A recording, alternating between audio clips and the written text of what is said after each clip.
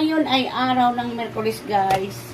Nagluto na naman ako ng ginatan na naman to, guys. Na may kalabasa, talong yan lang, tsaka malunggay. Nabili ng alimango na maliliit yung dumaan dito kahapon. Ay gusto ng dalawang anak ko ito. Ayan. Nilagyan ko ng kalabasa para masustansya. Ayan, lagyan natin, guys, ng kakang gata.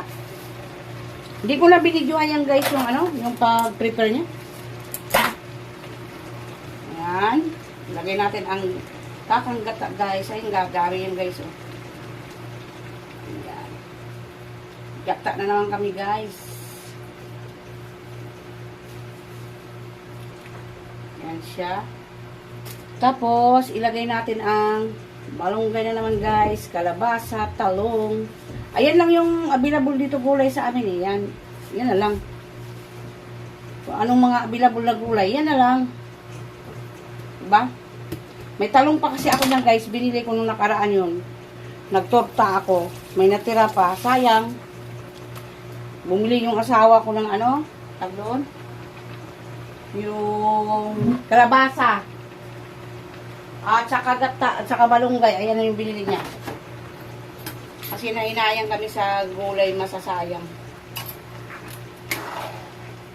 Yan, may binili kahapon na alimango na maliit.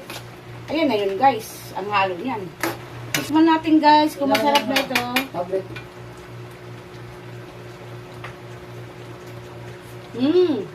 Sarap. Sarap talaga, guys, pag ano. Lalaman natin yan. Kung doon ang SIM card ni Papa. Ayan, guys. Ayan na siya, guys. Ayan, ang aming ulam ngayong araw ng Miyerkules, October 23 ng gabi. Ayan siya, guys. Ang aming ulam. Hindi ko na pinakita yung pag-prepare niyan, guys, kasi busy na masyado.